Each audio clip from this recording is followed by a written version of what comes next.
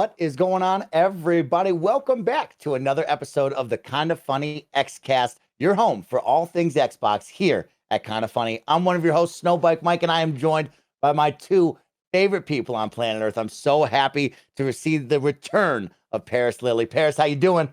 I am doing fantastic, and I want to first and foremost thank Khalif Adams for filling in for me last week. It was a really great episode. I love the chemistry all three of you had, and it let me know how much I love being on this show, because the entire time I wish I was on the show, because I just wanted to chime in on all the topics that you were talking about. And I will also address at the top, Khalif, you chose violence. I choose peace. I choose peace. I wish you well. I will not address the things that you said on the show about me last week. I love you, brother, and I'll have my revenge soon enough. So there we go. Let's go with the show. I like this energy we're bringing in, Parris is right. And me and Gary did miss you. We really loved having Khalif around, but I saw your tweet, and it is really, really cool, Parris. We tell you this all the time, and I tell Gary this. It is awesome to be joined by you guys each and every Friday and just hang out, talk Xbox, talk video games and life, and just smile and laugh. And like, that's the best part about this experience, sharing it with both of you. So thanks for the tweet. Thanks for the fun. And let's move on over to our guy who's been lost in Los Santos. I'm trying my best, Parris, to pull him out of it. I'm trying to wake him back into reality. He's in the Matrix. Gary Whitta, what is going on, homie? How are you? I'm good. And, it's funny. You make a joke about it being the Matrix. That's honestly how it feels. This other reality you go and get lost in and become someone else. I'm lost in Los Santos is a great way to put it, Mike. It's almost becoming a problem. I'm playing this goddamn, game until 3:00 in the morning in this role-playing server where you get to go and disappear into another reality and become, other characters. It's just so much fun. I mean, I don't know how long I'm gonna be into it. For me, I tend to be like really excited about something, and then I kind of burn out and move on to the next thing. But for right now, I'm just loving every minute playing on the No Pixel role-playing server, which for the uninitiated is a heavily modified, customized private version of basically Grand Theft Auto 5 online, where you can go to Los Santos and basically live another life. Everyone you meet in the city is another person who's playing a character, with a voice, and it's more like improv theater than it is playing a video game. There are video game aspects to it, but like I've played for hours and done nothing but just like goof around. Let's go to the beach. We just like fuck around on the beach and have fun. It's it's just the most fun, and I'm having a blast doing it. I love that, Gary, and I'm happy that we have a reintroduction to it, because this week I started the show before we went live, and I asked you and Parris, what you guys been playing? We got some new releases. It Takes Two, Outriders, Naruto Boy over there, and you looked at me and go, I don't know about that, Mike. I've just been playing role-playing. So I know you've created a second character now. We had the debut. Why don't you give everybody out there the rundown? What the heck is going on? Why do you have a second character, Gary? I appreciate the opportunity to pimp my shit. As you know, Greg doesn't pay me anything to do this, so I'm gonna basically take my payment in free advertising. Please do. I do encourage anyone listening, go by twitch.tv/Gary Whitta and youtube.com/Gary Whitta. Basically, the live streams are on the Twitch channel. And then every week, the great Kebabs, the Kinda Funny best friend, is working with me to edit these adventures down into like little 20-minute, highlight reels that we put on YouTube. So whether you come to the Twitch channel or go to the YouTube channel, please do come by and check it out. It's just twitch.tv/Gary Whitta, youtube.com/Gary Whitta. Don't forget to like and subscribe, mash that notification button. I'm learning, Mike. I'm learning how to do the social medias. So yeah, you can create multiple characters. You can obviously only play one at a time, but you can have alts. I started off with this character called Gary Mitchell, he's a gangster from the East End of London. He's a Cockney like me. And he's currently laying low in Los Santos after a job went a bit sideways back in the East End. A few people got their fingers burned. They're not too happy with old Gary Mitchell right now.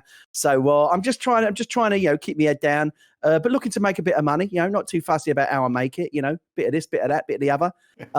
So Gary's fun. Gary's a lot of fun. But a lot of people said to me like, "Oh, are you going to do a talk show? Like, when is Los Santos talking?" Because as you know, Mike, you were the announcer. You were the hype man. We did Animal Talking, which was a talk show inside Animal Crossing. That was really popular.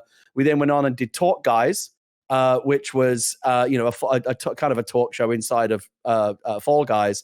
So once I started playing GTA Online, everyone was like, "Oh, when is Los Santos talking?" And I'm like, I don't want to do like that again. I feel like I've done that joke twice already, but I kind of came up with a slightly different way to do it. I created another character called Carson Longcock, and he is a disgraced talk show host from Liberty City drummed out of Liberty City after he accidentally blew up one of his guests live on air during a 4th of July special.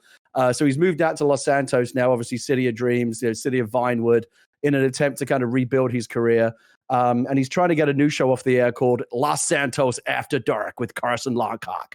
And he's going around the city right now trying to get people to kind of be guests on his show. And it's not so much like just doing a talk show, but it's a show about a guy who's trying to do a talk show. And we'll actually do talk show segments, but it'll be like, remember Larry Sanders, where a lot of the stuff was behind the scenes, but then you actually saw the talk show segments. Hopefully a little bit like that. We'll do some talk show, but the majority of the show is basically a failed, the gag is like a failed talk show host who's trying to get back on his feet and rebuild his career. And I got to tell you, Mike, it's been a lot of fun fucking around with my American accent. A lot of people, they didn't think old Gary Whitta could do it. But I've been playing around with it. And some people are seeing through it. They're like, you kind of sound like a goddamn Brett faking an American accent, you son of a bitch. But I fooled a lot of people so far. I'm going to fool a lot more before I'm done. Gary Whitta has disappeared from this episode. I don't know where Gary is anymore. He's freaking me out. It's been fun. I discovered I could do it. Remember when I did that hype thing you'll remember this, Barrett, when I did the hype reel for Nitro Rifle Association? Yeah, that was really impressive. That was really good. For the Blaze Blue or whatever it was called. What was the name of that team? I can't remember. The Dallas Blaze the Dallas Fuel, Fern Blue. Dallas Fuel, that's right. And I did this like kind of whole like monster truck announcer voice that people seem to enjoy. So I'm trying to see if I can sustain it over the long period. Yeah, it's a lot of fun. It's really a lot of fun just to kind of become someone else and disappear into another character. And it's become so ubiquitous now that when I go to play the game, I just tell my wife, Leo, so I'm going into the city. And she knows what I mean. Because I'm not going to the real city. No one's leaving the house. But I got to go to the city for a couple of hours and take care of some business. She knows I'm going to Los Santos. It's so much fun. That's awesome.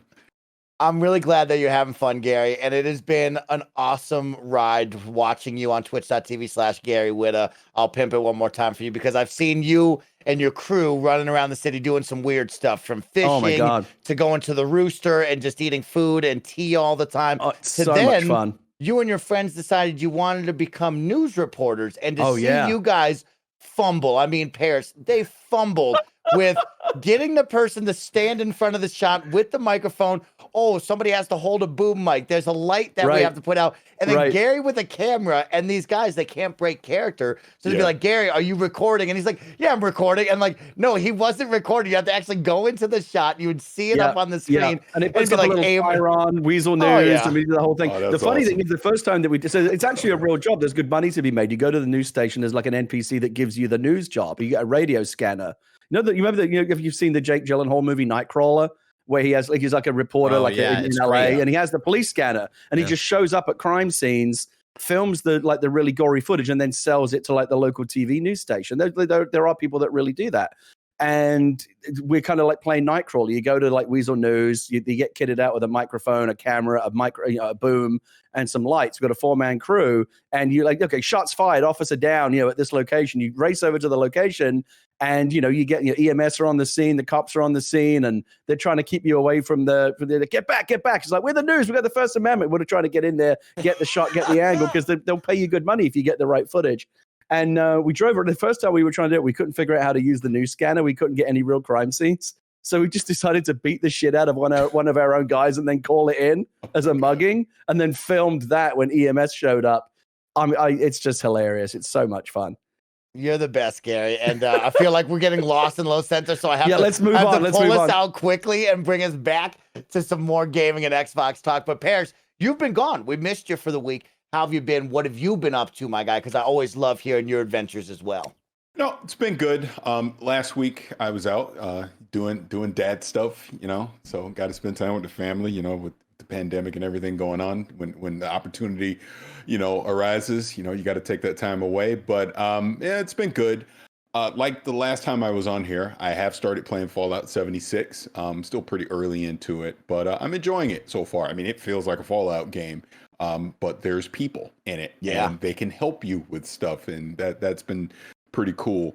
The other thing, I've been continuing to trugging along with Wolfenstein, but probably the main thing I've been playing more than anything has been Outriders, and to pull a cue from the great Gary Whitta. I'm going to self-promote here. I'm doing some sponsor stuff with NVIDIA and Square Enix. So if you go to my YouTube channel, which is my name, Parris, Parris, I should have some Outriders content up, as well as talking about the advantages of DLSS when playing Outriders on PC. So thanks to NVIDIA and Square Enix for sponsoring that content. But yeah, it's been a blast. Having a lot of fun with Outriders. And like I said, Fallout 76, it's going to be another game kind of like with Yakuza. I've been playing, I started Yakuza 0 and I got to jump back into it because I know it's going to be a slow burn to try and go through all those Yakuza games. But I feel like the same thing with Fallout 76.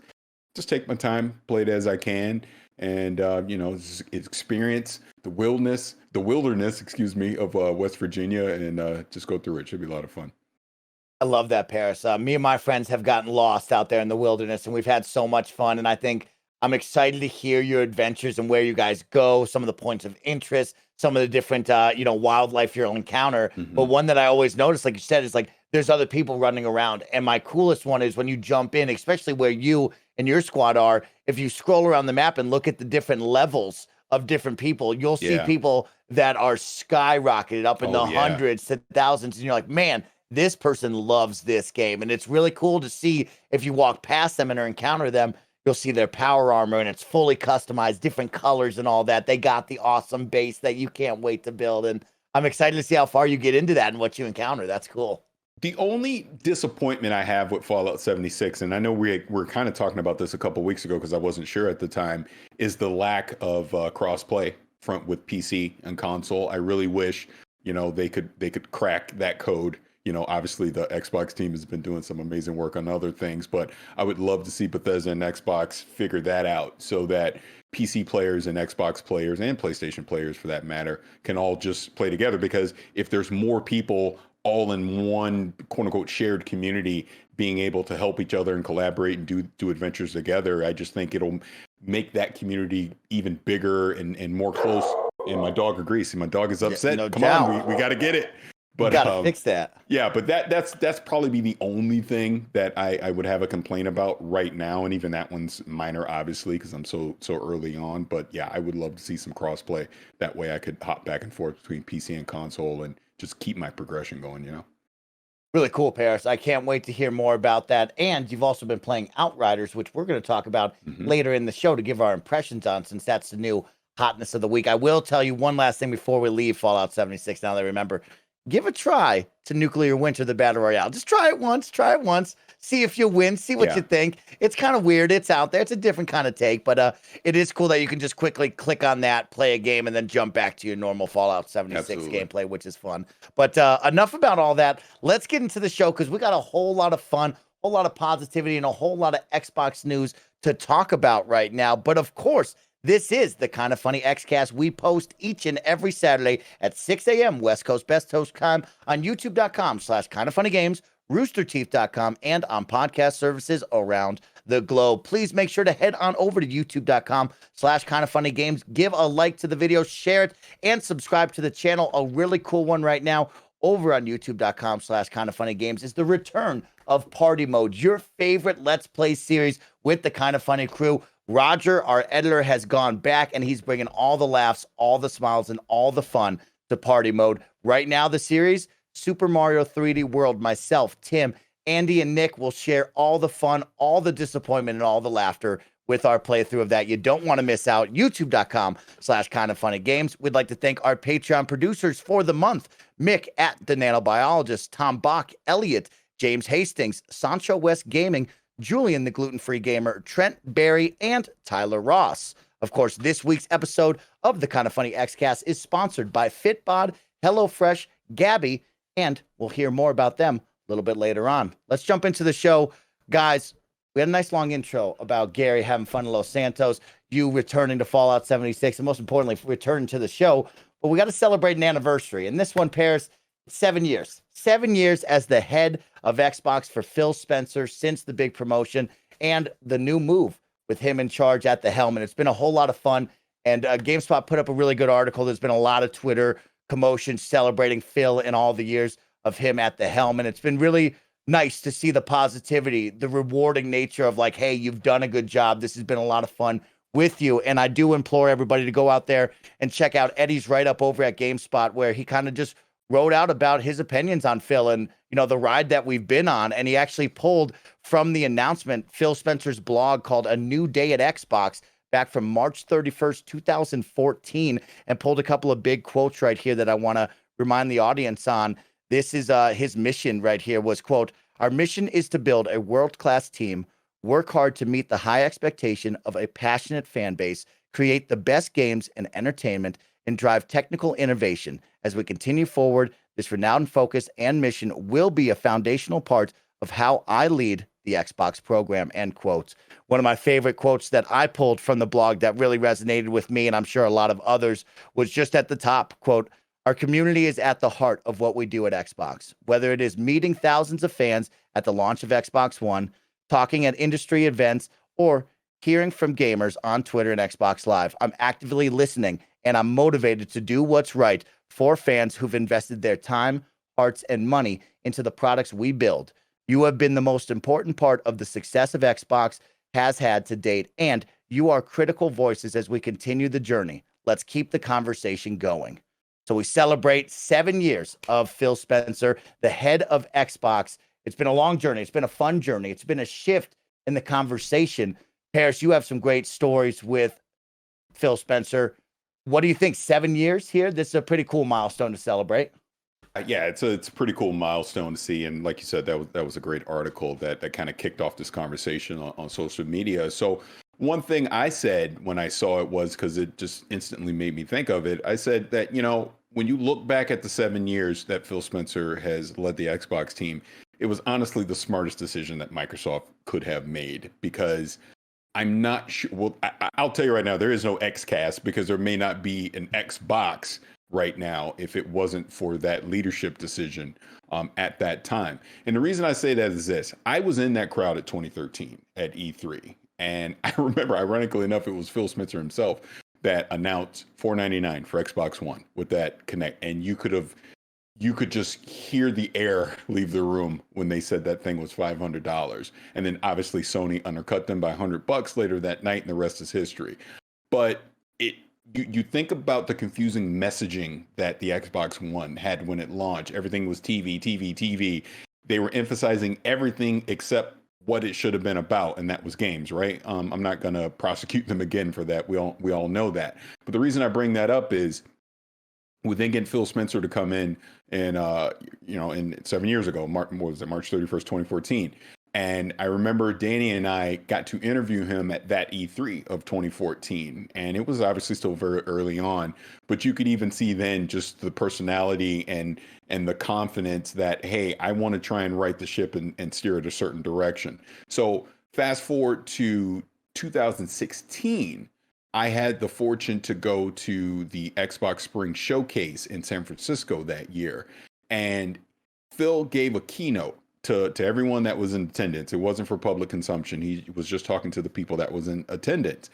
But he laid out everything that we're seeing today. He talked about the vision of where Xbox was going beyond the console, going to multiple platforms. He was really emphasizing Windows at the time. And that really caught my ear and caught my attention, to hear that they're trying to build up these services, build up the infrastructure, and make Xbox something welcoming for everyone, right? And I'd been pretty critical of Xbox during this time leading up to that, right? And I was like, I kind of see where they're going here. And I just remember that E3, that's when they started talking about Xbox Play Anywhere. And I had been a very big PC player, during the last generation of gaming. So that was kind of exciting for me. Like, because I remember even at that showcase, they were showing off Quantum Break on Windows 10 as an example, right? So I'm like, okay, here are the building blocks. Here's where we're going. And then what you just said, Mike, talking about what he talked about in 2014 was pretty prophetic, because I think the reason Xbox is where it is right now is he built a great team.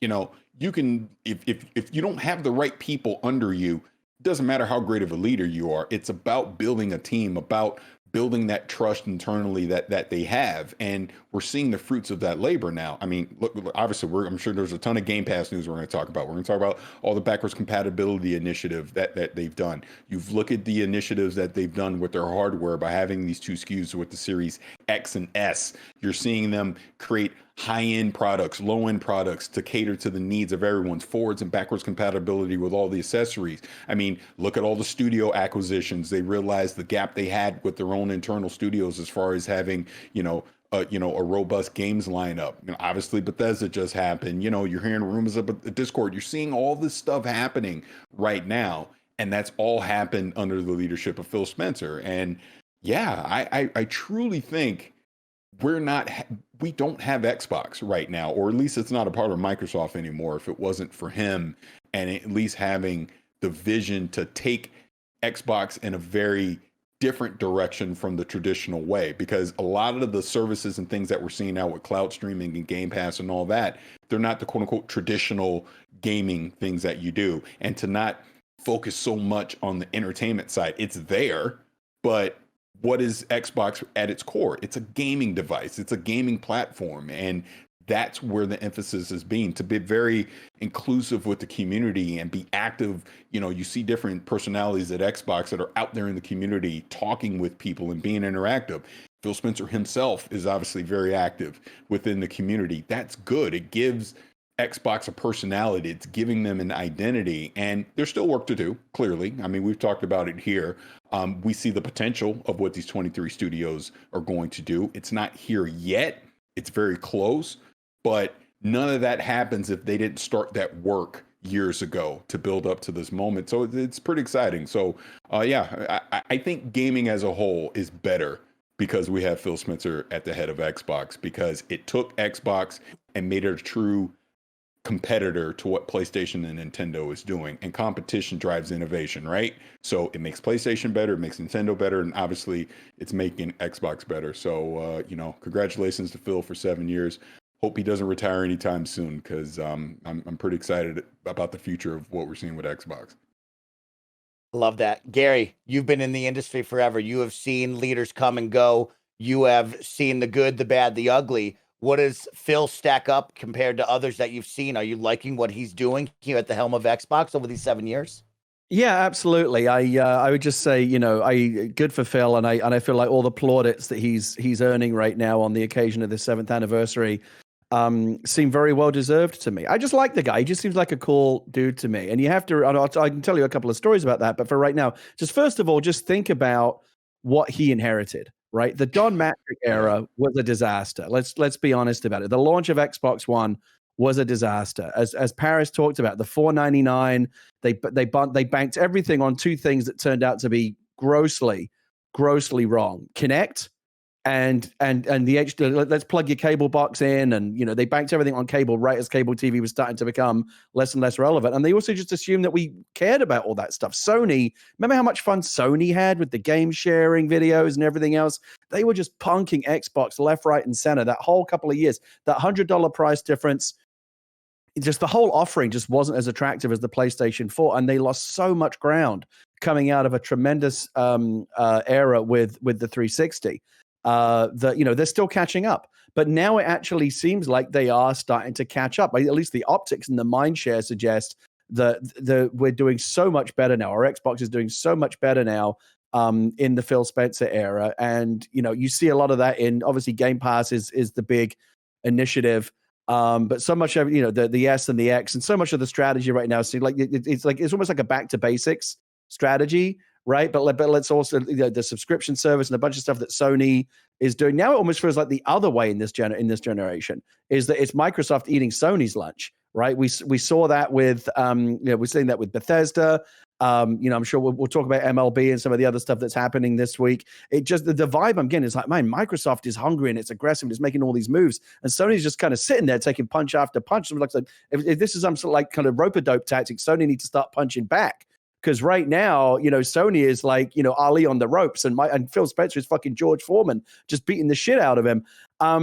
So, from a business point of view, I think Phil has done tremendous things. And it's gotten to the point now, and I know this is an Xbox podcast, we're allowed to be fanboys, we're Xbox kind of cheerleaders over here. I'll call it out when I see something I don't like, but in general, I would honestly say at this point, if somebody said to me, should I get an Xbox or a PlayStation? If you factor in Game Pass and everything else, I would say get an Xbox. Right now, I honestly believe that Microsoft has the better offering than Sony. If you factor in everything, hardware, Game Pass, services, just all of the stuff, I just kind of feel like Microsoft, for now and in the future, I feel like Xbox has a more interesting future than what Sony is showing us, right? PlayStation 5 is still a great machine, and there's always going to be great games on it. It's going to be another really, you're going to be happy with the PlayStation 5. For me, if I had to give up one right now, I would give up PlayStation 5 in a heartbeat and stick with the Series X. Just personally, I get this impression from Phil, and maybe I'm a bit biased because I remember he came on Animal Talking. You remember this, Mike? We got Phil on Animal Talking. He came on the week of Microsoft having to announce that Halo Infinite was going to be delayed. That was a really tough week for Microsoft, and I fully expected them to pull that appearance. It's like, Phil's not going to want to come onto it was a live show. He's not going to want to come to a live show like the day after this really painful PR announcement. It was awful, really bad week for Microsoft. But he came on the show. He answered some pretty tough questions.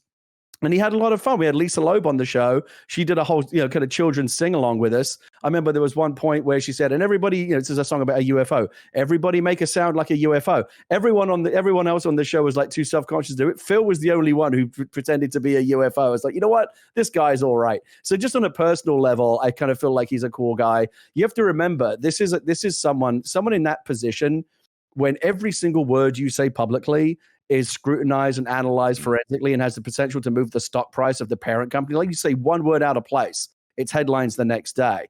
I think given that's, kind of, he always has to be so careful about every word that he says, he comes across to me as someone who is more authentic and more genuine than a lot of people who are at that level. Do you know what I mean? I think he does, whether it's real or I honestly think it's genuine, but however he's projecting himself, he comes across to me like one of us, like a gamer who loves games and wants to deliver a lot of great games to his fellow gamers. If this sounds like too adulatory, I don't know, but I just think that Phil's doing a great job over there, and I've had just personally really good experiences with him as well. He's one of my favorite people in the games business right now. I think you're spot on with that, Gary. And I think your last point about, are we being too congratulatory on this? I think it's fair, because I think if Xbox was screwing up right now, we would be raking them over the coals, right? So it's almost like give credit where credit is due. And like I said, when you take everything as a whole over these past 7 years, from what Xbox was at the beginning of last generation to where it is now at the beginning of this next generation, it's night and day.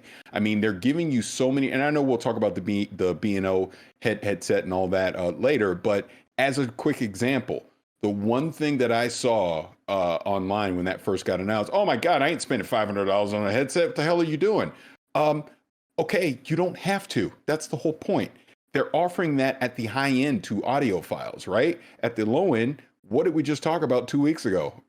The Xbox headset, the wireless headset at $99. It's one hell of a value. That's the one thing that I'm seeing Xbox is doing as we're going to this next generation. The X and the S is also a great example of that. Here's your high-end console. Here's your low-end console. Here's the one that's going to be a lot more family-friendly and affordable in the value, couple it with Game Pass in the S. Here's the one that's giving you all your 4K and all your frames and all that stuff at a higher price. It's like I said, it's making gaming for everyone. We're not saying it's like PC gaming where, it's this exclusive club to where you got to spend like freaking $3,000 to have the best of the best, or they're not making it dirt cheap where you're not getting all the fun features of gaming too. They're kind of giving you the best of both worlds in that sense. And all that's happened in the last 7 years. And you can't, snap your finger and it happens overnight. It takes a lot of time. It takes a lot of patience with that. You have to take your lumps while you're building to something better. And that's what I've seen over the last 7 years. Because like I said, I've been highly critical of Xbox. Like, honestly, I walked out of that 2013 E3 press conference going, Xbox, what the hell are you doing? No one wants this stupid camera. I literally told Phil Spencer that to his face in 2014. When Danny and I talked to him, I was like, not a fan of the camera. Why are you forcing us to get a camera that no one's taking advantage of? And then guess what? They obviously took it out and they streamlined the Xbox One and they made it cheaper and had it make more sense at the time. And you notice now in this generation, there is no camera. So it's little things like that where I think it took smart leadership. It took a lot of patience. It took, fans not being happy with your product, listening to them and pivoting and going a different direction as needed. And that's what we've seen the past 7 years. So we can be cheerleaders, pom-poms, whatever you want to call it. I just like cool stuff. So if I see someone doing something cool, I'm going to say it. If I see them doing something wrong, hello, $120 Xbox Live Gold, I'm going to say that too. That's just how it is. And Xbox isn't perfect. Phil Spencer isn't perfect. They've made plenty of mistakes the past 7 years, but they've also listened. And I think to me, that's the more important thing, to not double down on a mistake, to actually realize when you're making mistakes and do something to fix it, do something to change it. So if they keep that mentality moving forward, like I said, I think the future's pretty bright for Xbox. Yeah, big congratulations to Phil on 7 years as head of Xbox, March 31st, 2014, celebrating a fun anniversary, of course. When all this was going around Twitter, he tweeted out, he said, "Crazy to think it's been 7 years. Couldn't be more proud of the team, what they've learned and accomplished over the years. Lots more to do. Thanks for all the support and feedback from the community. I really do appreciate all the positive energy." We have a fun user question coming in from viewer of the show, BJ Bernardo. He says, "Hey, y'all, March 31st marks 7 years under Uncle Phil's leadership. What has been his greatest accomplishment so far in your personal opinion?"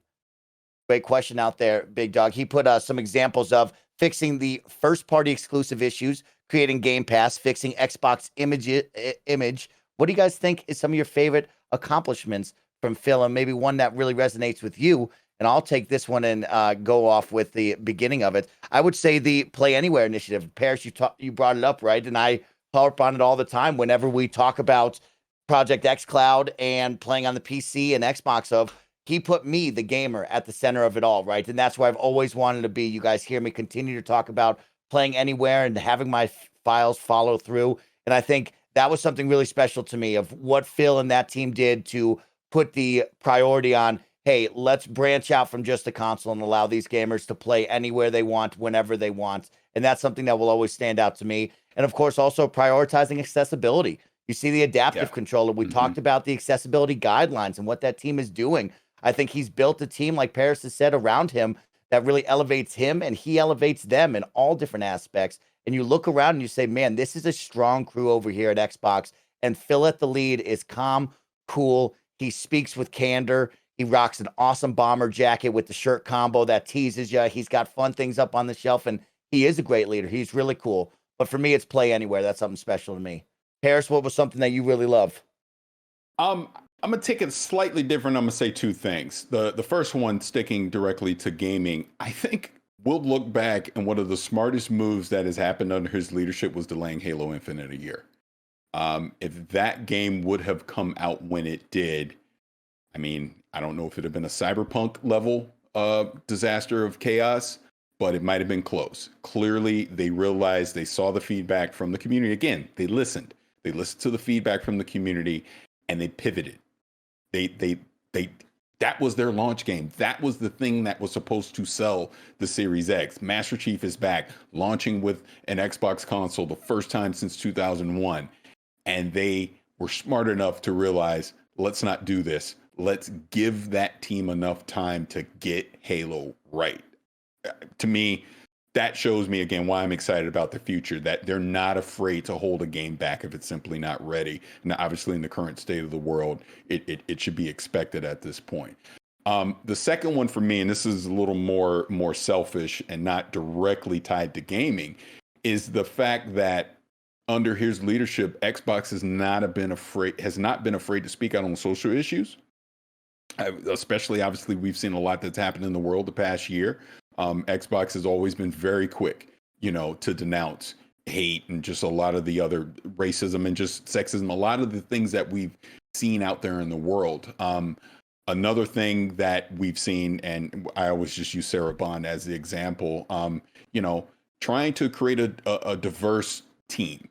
under him, right? Because the more diverse voices you have, the more unique the product is, the more innovative it's going to be. And we've obviously seen the fruits of that labor just specifically with Sarah Bond and, trying to do more just under the Microsoft umbrella to promote STEM to our youth, because I think that is so important. I don't think there's enough kids out there, especially people of color, that are interested in STEM. STEM is science, technology, engineering, and math, because that drives the world. That's the future of where we're going. And we need to find more unique ways to get kids, to get our youth involved in that stuff. And I think gaming, actually, believe it or not, can actually be a great educational tool, because the game will lure kids in, and then they're not even realizing they're learning, and they're learning valuable skills and tools at the same time. So the fact that he's been championing stuff like that, I think, is very important.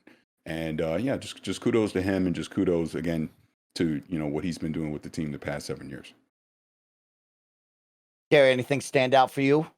Yeah, a couple of things. First of all, on kind of the optics and the image issue, that kind of shit's hard to pull off. I always remember, like back in the day, remember when Jay Allard was the face of Xbox, and they brought him out in the hoodie and the jacket and the whole thing, and like, it's hard. It's really hard to do. Often, so when big corporate executives do that, like, hey, it comes across as like, how do you do, fellow kids? Like, people can just see right through that shit if it's not authentic. I've never seen, and Phil's not a suit and tie guy either, but like, again, it just comes across as like more genuine to me. I don't know. It's a hard thing to do. In terms of like greatest achievement, obviously like Game Pass kind of rules all right now. For me, it's often just kind of the little things. I think a lot of it is the attention to detail, and this obviously isn't all Phil. Like, Phil runs the show, but you've also got to give credit to like all the engineers and all the other people working under him that like contribute to this effort. But just like, Xbox to me is starting to seem like right now just a better conceived piece of hardware and a better conceived offering than the PlayStation 5 right now in all of the little details. Just look at some of the shit we're seeing right now, like with the Avengers, right? And the next gen upgrades to the Avengers. I read the other day like what you have to go through to upgrade your PlayStation 4 to the PlayStation 5 version of the Avengers and get your save to carry over. I mean, it's absolutely ridiculous. You get all this stuff. You've got the Xbox version, boom, done. Don't even have to think about it. Smart delivery, taken care of. You want to upgrade the storage on your console? Well, first of all, the Series X has got much more usable storage than the PlayStation 5. What is it, like 850 gigs compared to like 650, something like that. So you got more to play with in the beginning. If you want to upgrade the storage on your Xbox Series X or S, absolutely. Yes, it's very expensive because, this technology is brand new, but the option is there, and it's like a Lego brick. Just plug it onto the back and you're done. I've got one. It's just slot it in, boom, done. PlayStation 5, the option's not even there yet, and you better have your screwdriver ready for when that stuff does ship, because, you got to get inside the guts of the box. I know some people think this isn't a big deal, but like, these little details add up. If you want like a seamless, frictionless experience in terms of the upgrade path, we're going to talk about MLB. I'm sure, because that was the big news that dropped today as well. Again, on the PlayStation version of that, if you want PlayStation 4, PlayStation 5 versions, you got to shell out for either two versions separately or buy the bullshit super deluxe version. On Xbox, you don't have to worry about that. Oh, and by the way, if you've got Game Pass, you ain't even paying for it. So, like, I just kind of feel like they're killing it right now in comparison to some of the stuff that Sony is doing, both in terms of the big picture and the little details that actually end up do make a big difference in our everyday lives as gamers.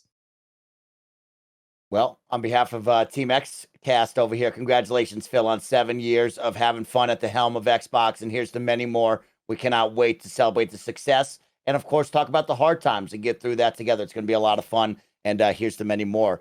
Talking about some fun wins, y'all. Over here on Twitter, we had another big social media push. Your Team Xbox has won the official Twitter Best of Tweets brand bracket. Yeah, that's right. It's the month of March. That means NCAA basketball is taking over, and it's all about March Madness, baby. And this is the time when you see some fun activations from different companies. And Twitter put together a big bracket for the best of the brands. And your Team Xbox went up against some big likes like Wendy's, Uber Eats, Airbnb, Gatorade, Bud Light, MTV. And of course, they made it to the finals against Skittles. And it was a big one, boys. I don't know if you kept up with this over the past 24 hours, but it was a neck and neck race on Twitter votes on who would win best brand of the bracket. And it came down to a big push from Aaron Greenberg. He said, hey, if we make this possible, I will green light the production of an Xbox Series X mini fridge. And I think that might have been the push that really got us over the edge, because your team Xbox defeated Skittles 50% with 0.5 to 49.5% in the finals. Damn, unbelievable. It was close as can be out there. Skittles was offering to bring back the lime flavor of Skittles and put green Skittles in the bag. I know that, and that was tempting. I got to tell you, Mike, I love those lime Skittles. I love that. So with that, congratulations to the team. That social media team has been killing it. So you got to give them some love on that. And a really fun one there. But Aaron Greenberg, the green light is set. Guys, we're going to power more dreams, right? The Xbox Series X mini fridge. Now they have to make that fridge. We would, Khalif and I were talking earlier. You know, I can see, I've got it. You can actually see one in the background of my shot, and in the background of Parris is that Zoa energy drink fridge they did. They sent out to influencers like a little fridge, a mini fridge that looks like an Xbox Series X. We were talking that might be just what it is, right? They'll take the Zoa branding off, but that will be the mini fridge.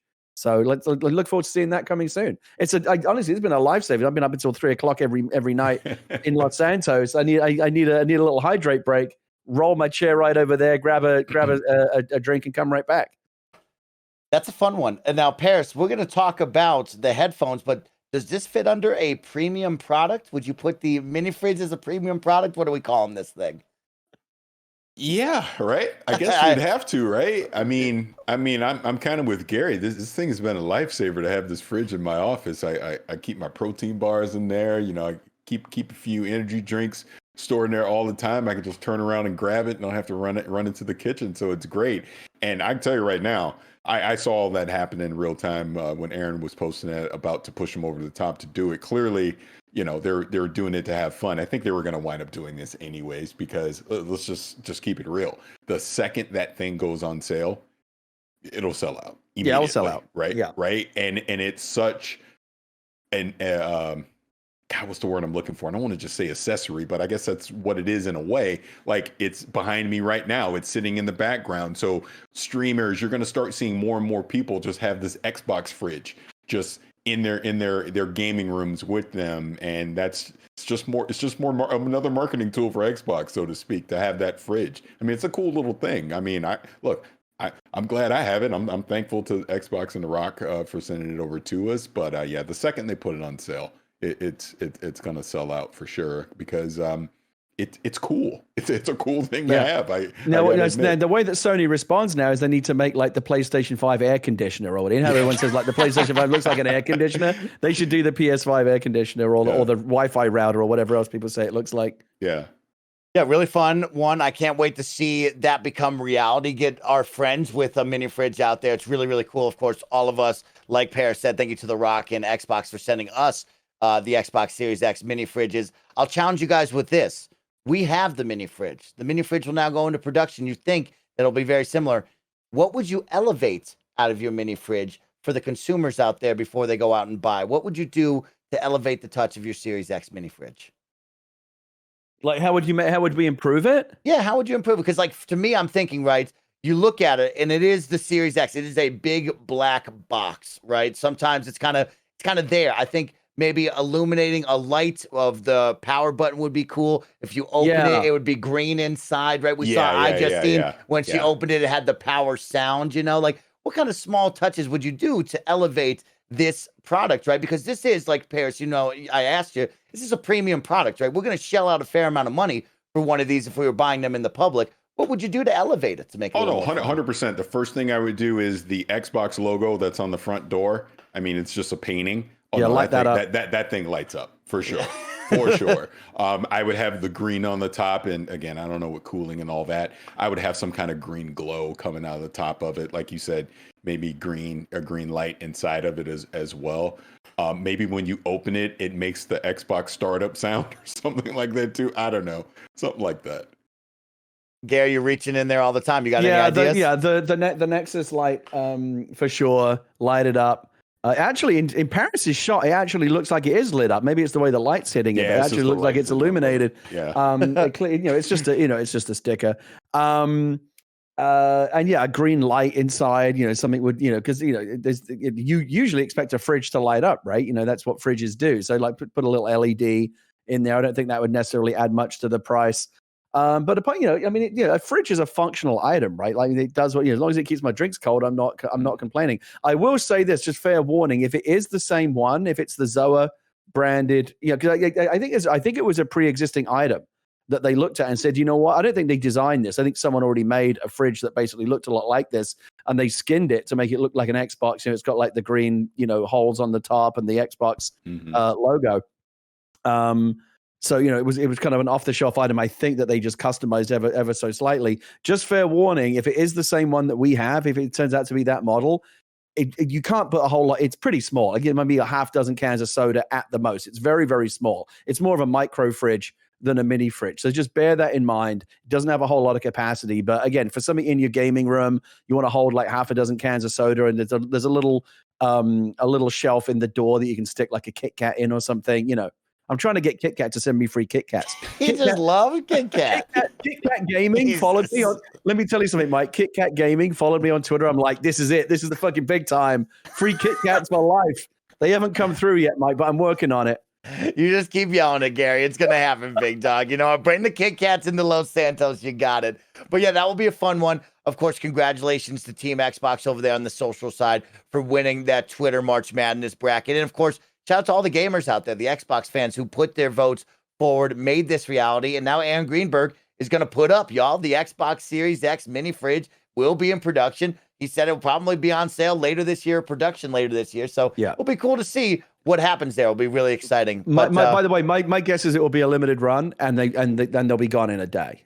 Oh yeah, instantly. Oh yeah. Make sure you're ready is right, no doubt, Gary. Can you imagine everyone is like hammering the refresh button trying to get a fridge the same way they were trying to get the Series X? They are in the first place. There'll be bots. There'll be scalper bots. I guarantee you're going to see these things marked up on eBay day one. 100%. Oh yeah. 1,000%. You know it, Gary. Is right. Make sure you get ready for that. Keep an eye out. We have plenty of time till that happens. So keep an eye out on social media. This week, the Kind of Funny Xcast is brought to you by our sponsors, Fitbod, HelloFresh, and Gabby. Up first, we'd like to thank Fitbod. Don't get stuck doing the same workouts. Making progress towards your future you means overcoming new challenges.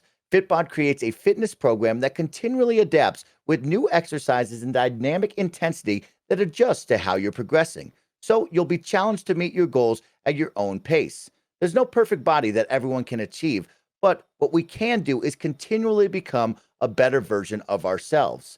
Fitbod understands that the path to achieving your best looks different for everyone. Fitbod creates a program based on your unique body, experience, and environment. Their algorithm uses data and analytics to help you build on your last workout to maximize your results. Gia loves using Fitbod to keep her on track with her workouts and keep things fresh with a variety of workout plans. Whether you're exercising 3 days a week or twice a day, every workout is scientifically proven to be better than the last. Fitbod workouts are balanced to avoid overworking muscles with varied exercises to keep you sharp. Pick up the pace with your fitness journey with Fitbod today, and your future self will thank you. Get 25% off your membership at fitbod.me/kfgames. That's 25% off at fitbod.me/kfgames. Up next, we'd like to thank our sponsor, HelloFresh.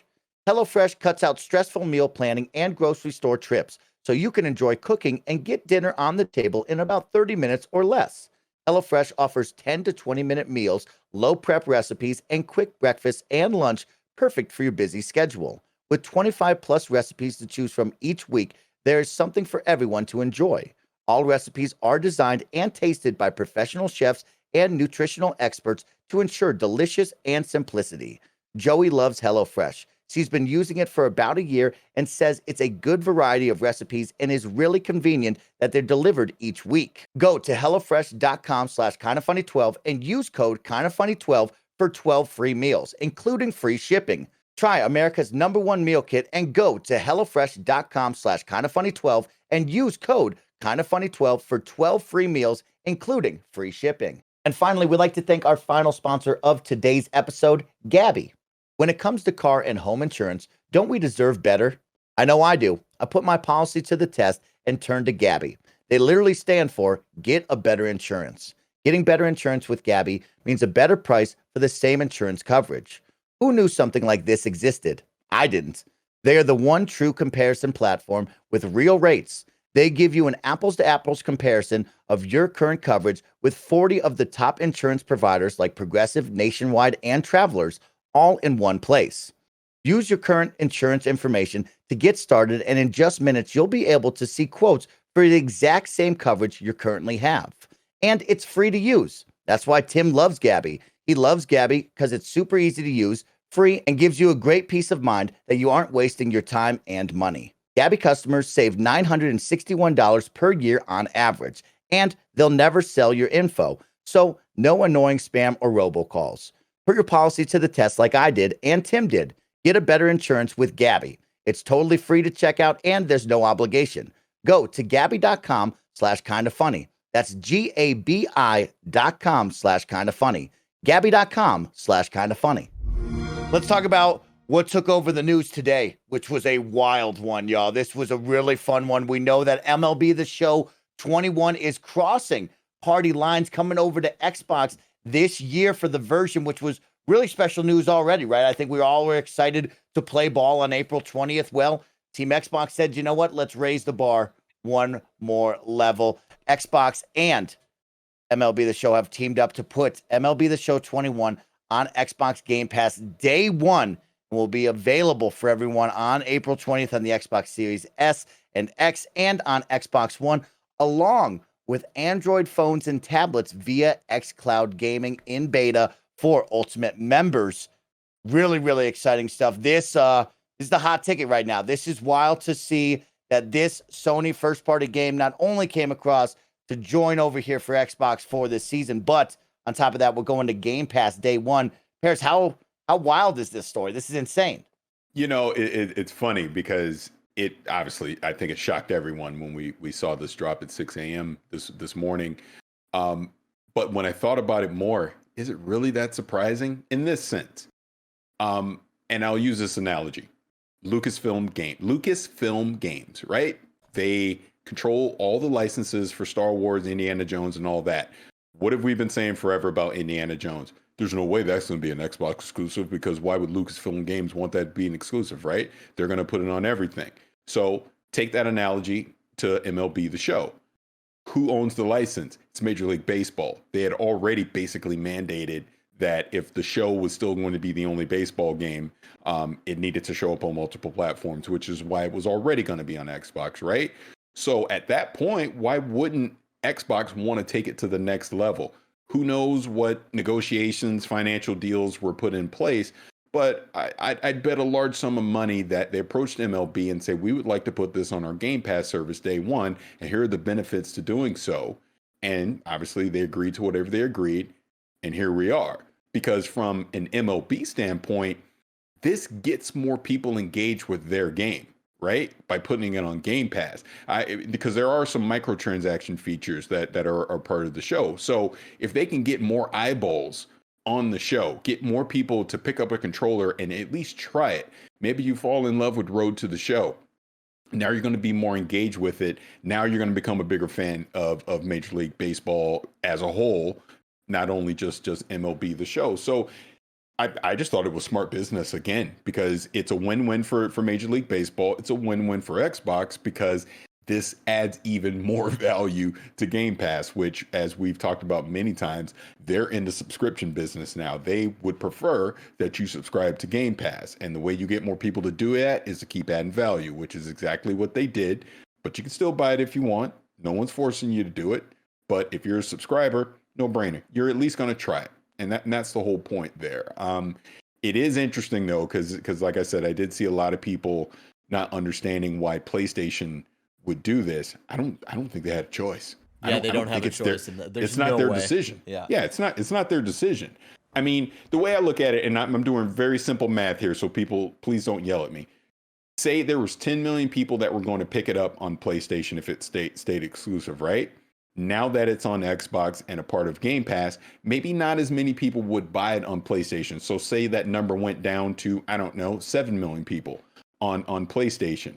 But then they net gained an additional 10 on Xbox because it's on Game Pass and people can just purchase it outright. So do the math. Instead of 10 people playing it, 10 million people playing it, now you got 17 million, right? Major League Baseball wins because they have more people playing their game. Game Pass, you saw it was trending on social media. Xbox wins in that scenario. Baseball wins in that scenario. As gamers, we're the ones ultimately that win regardless because it gives us another choice option. If I'm a subscriber, I get it. If I'm not a subscriber, I can just go buy it. So yeah, honestly, to me, this is a great thing. That's the way I look at it.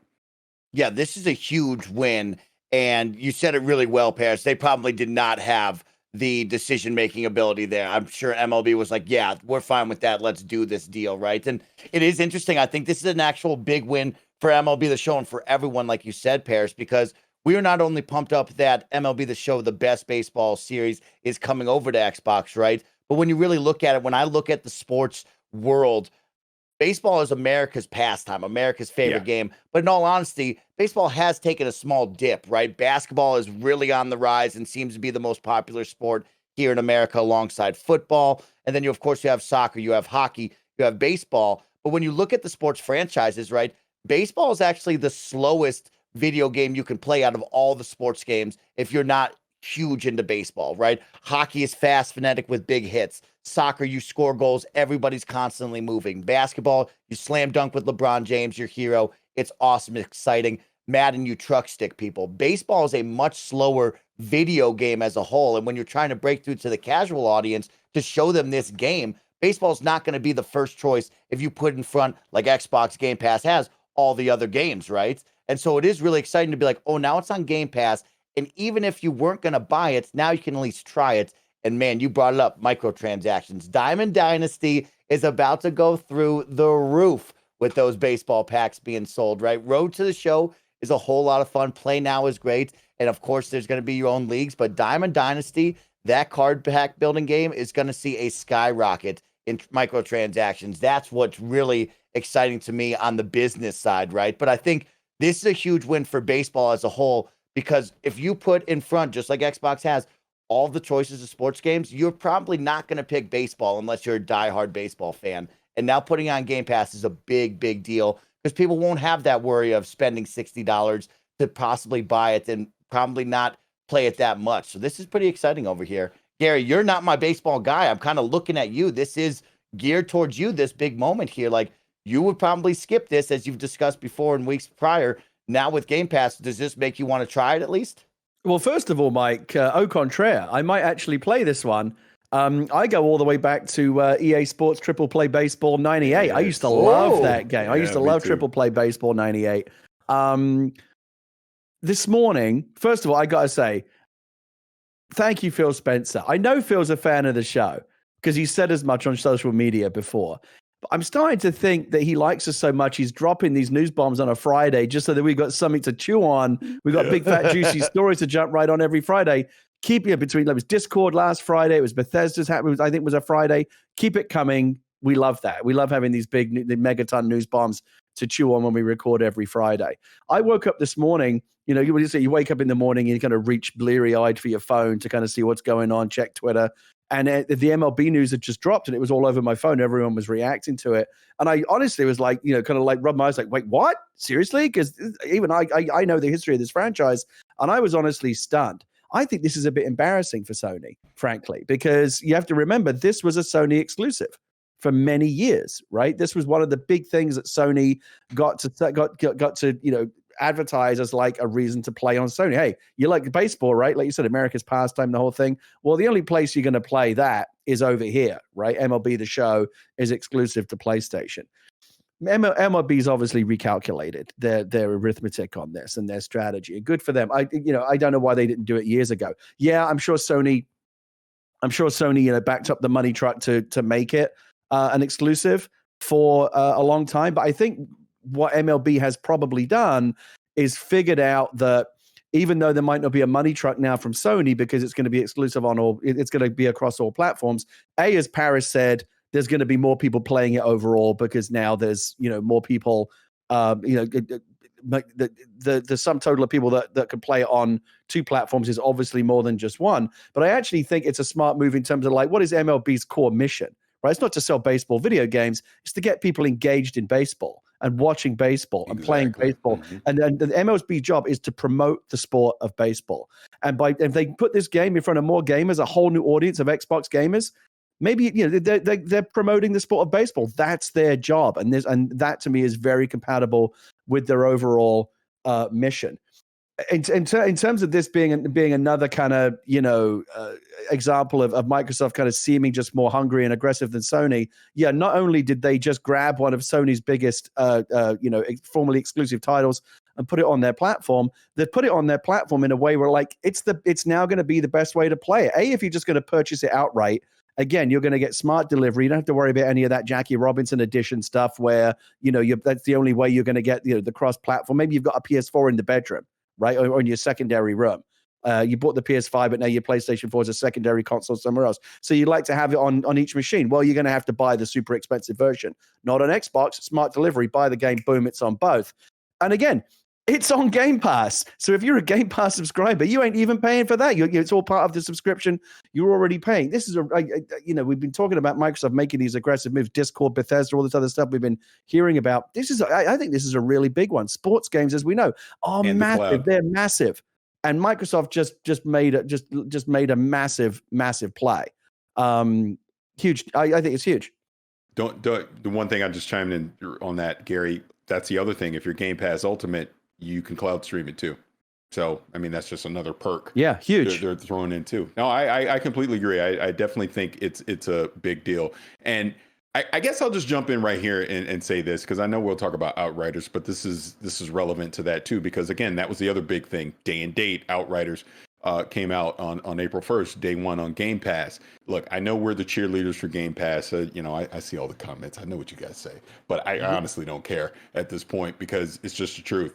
They continue to add value to this thing. They continue to, like I've said, the future of the way we're going to start consuming more of these games is going to be Game Pass, just because why wouldn't you, right? If you love playing games, they're available. Why wouldn't you? Don't have to. You can go buy it if you want, but it's a great value proposition.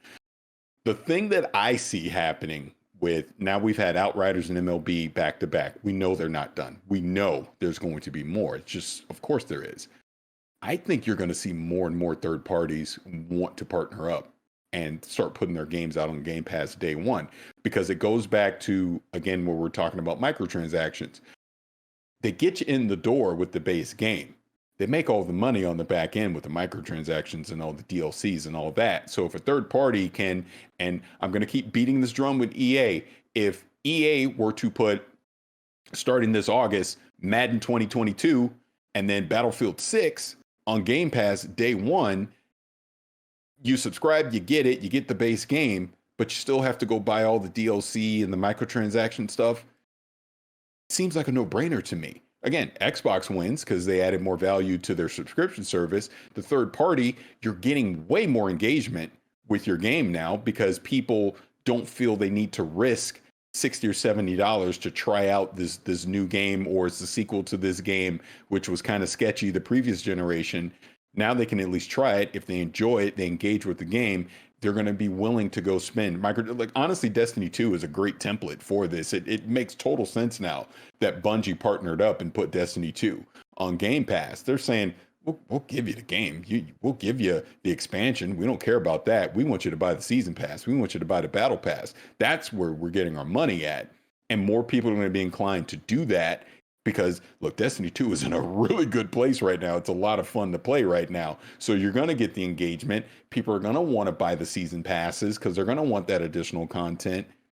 And again, everyone wins. So I'm just saying now, I will not be shocked.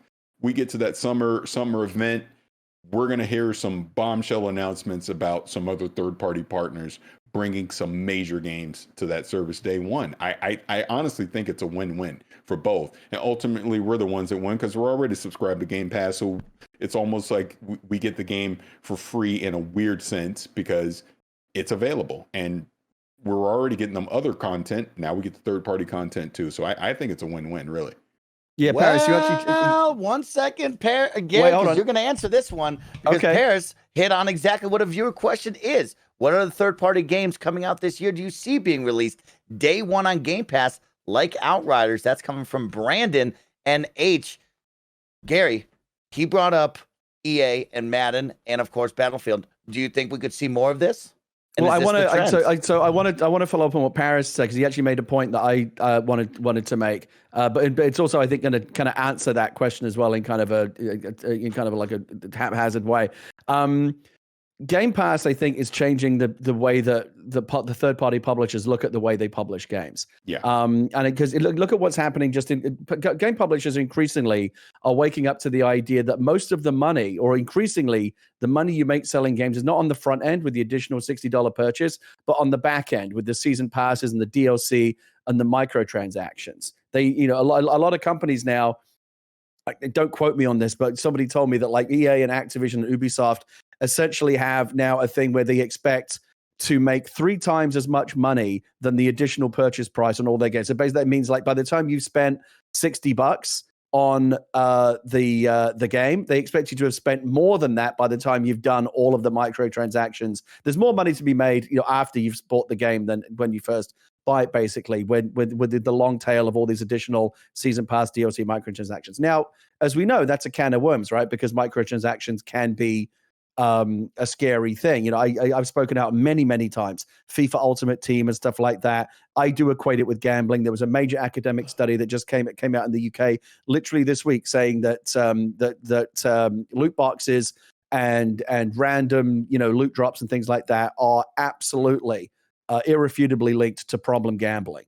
And kids, buying these FIFA Ultimate Team packs and stuff like that, it's creating dangerous associations in their brain that could lead to them having problems with gambling later in life. So set that aside, that's something that needs to be looked at across the spectrum. But in terms of, I don't know how MLB, for example, is doing it, so I won't comment on that. But in terms of the season pass, DLC, additional story campaigns, additional weapons and things that you can buy where know what you're getting, I think these third-party publishers are going to be increasingly interested in going on Game Pass.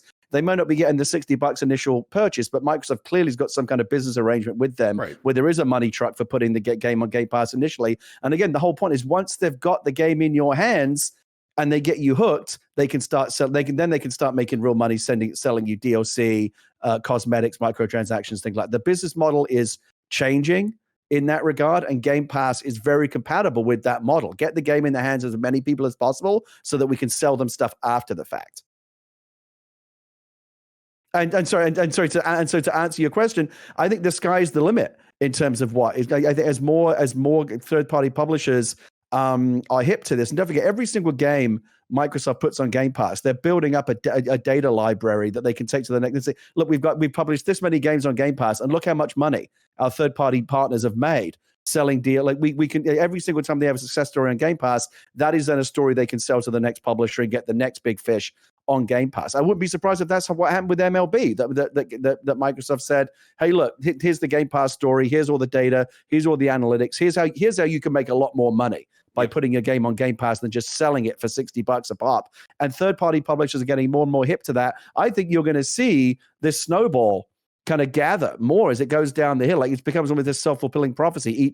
Each success story on Game Pass for a third-party publisher begets the next one and the next one. So I think we're just at the thin end of the wedge of what Game Pass is going to mean for third-party publishers going forward. Completely agree with you on that. I'll just say one last thing. Sorry, Mike. I completely agree with you because you look at Outriders right now, and I know we're going to actually talk about Outriders, but that's going to be a case study. I guarantee you every major third-party publisher is looking at Outriders right now, and they want to see what it does on the service. What is the engagement going to look like? And I jokingly tweeted out, math is undefeated. Numbers don't lie. So if the numbers are telling you this is where things are headed, why wouldn't you jump on that? Again, we're not financial wizards or anything like that. I mean, I could be an idiot right now talking. I don't know. I probably am an idiot, but it just seems logical to me that if I'm going to get more people in the door by putting it on Game Pass, and then on the back end, I can basically profit from it because there's just simply more people that are engaging with the game that way.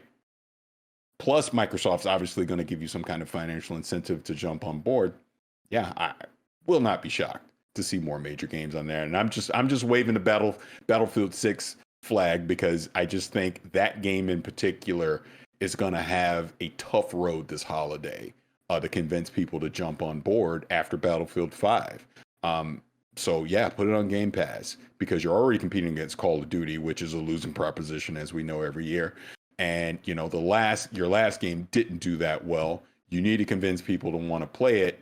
What's a better way to do it than to put it on Game Pass? Because that's pretty much what Square just did with Outriders. I know this sounds like completely insane. When we've talked about all kinds of insane shit on this podcast, could you imagine?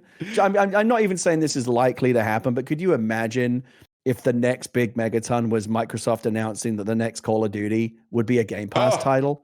That would be insane. And again, it goes to my point, right? Call of Duty is a game that relies heavily on back-end monetization, right? So it would make sense to Activision in the exact same way that we just talked about.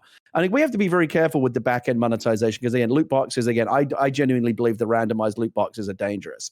But season pass and cosmetics, where you know what you're getting. Microsoft makes so much money. Fortnite makes so much money selling you stuff on the back end that, again, it's all, Activision doesn't need to worry about getting Call of Duty into the hands of gamers. Everyone's already buying it. I'm just saying it's increasingly an attractive prospect. And again, like, if that happened, if something as crazy as that happened, the next Call of Duty is going to be on Game Pass, like, I would be stunned, but I would be like, okay, yeah, sure. It actually makes sense with everything we've seen happen up to this point. This is just the next big milestone. The sky's the limit.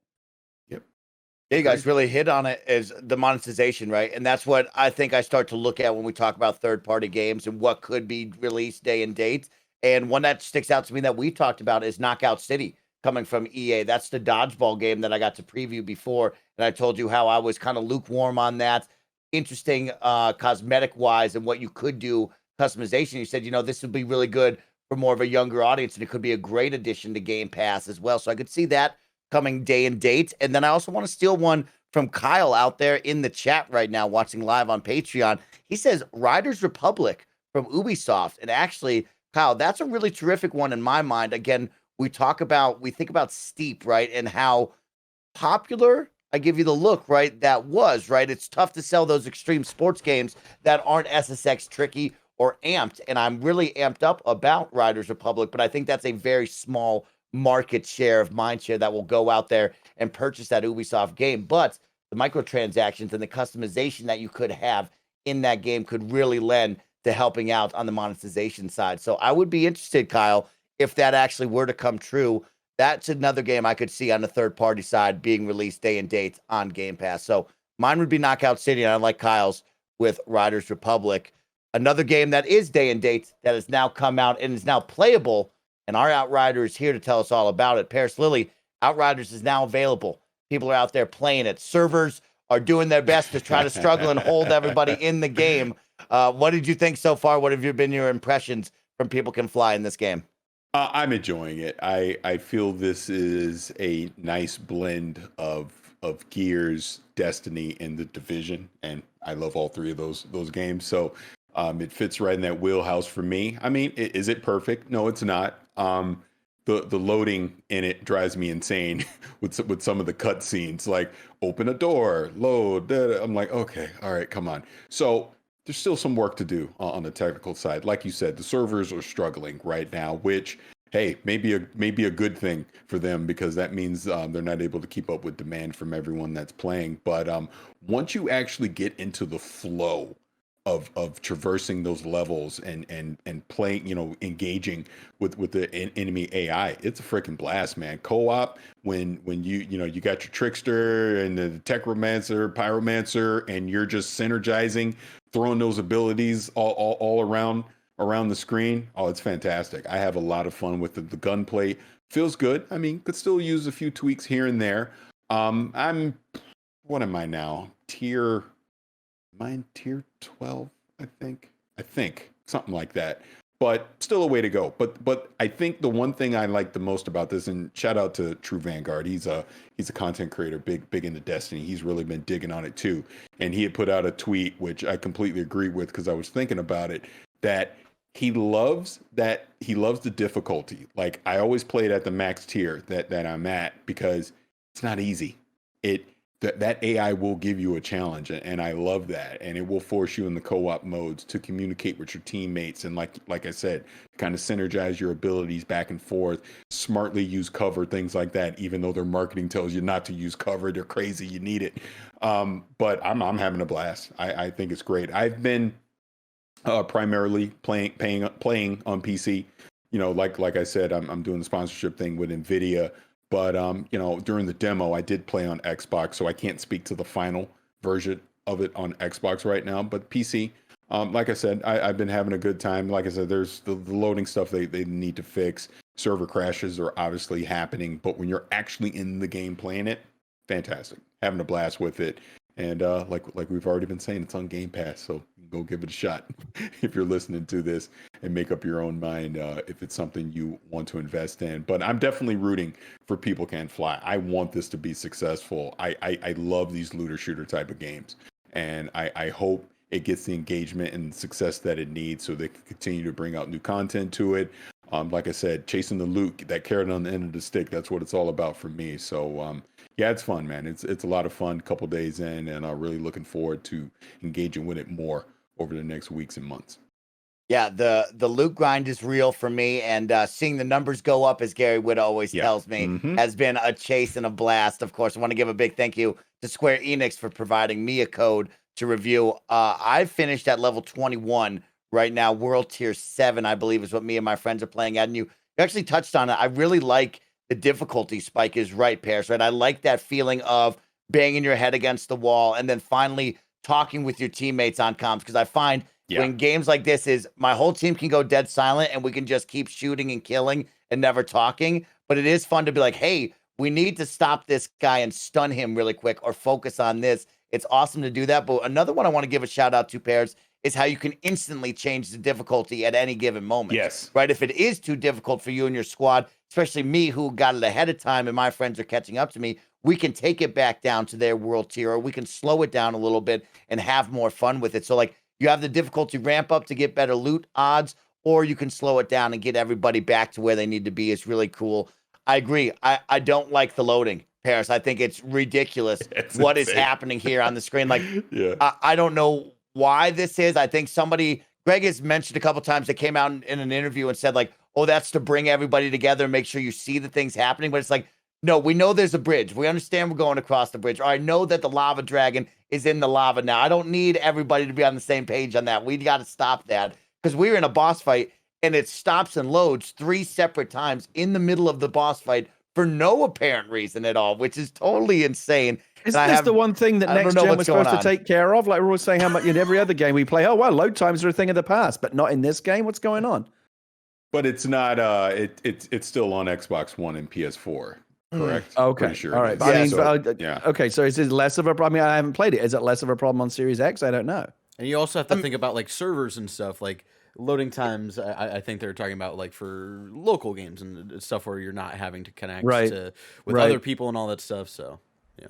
Well, like I said, even on PC, and I'm running SSDs on PC. It's not that it takes forever to load in. It's jarring. It's like open a door. All of a sudden, I'm going into this weird cutscene where I'm opening a door, and then it cuts back over, and it's like, oh, come on, I can't. Yeah, I think the issue is given that these the super fast read write times on these new next generation hard drives, both on Series X and PlayStation 5 and on high end PCs. We're getting so spoiled now with these instant loading times that any game that stutters for any reason is going to stand out more in comparison. I agree. Definitely it stands out immediately. It's right. And another one, Parris, that I noticed, I don't know if you've picked up on that, is I love the revive mechanic when you're playing co-op. Everybody gets one free self-revive, right? That's really cool. It's helpful. But when you play solo, you don't get that at all. You just immediately die and have to restart. And it's like, what is up with that? Which, believe it or not, I kind of like it. Really?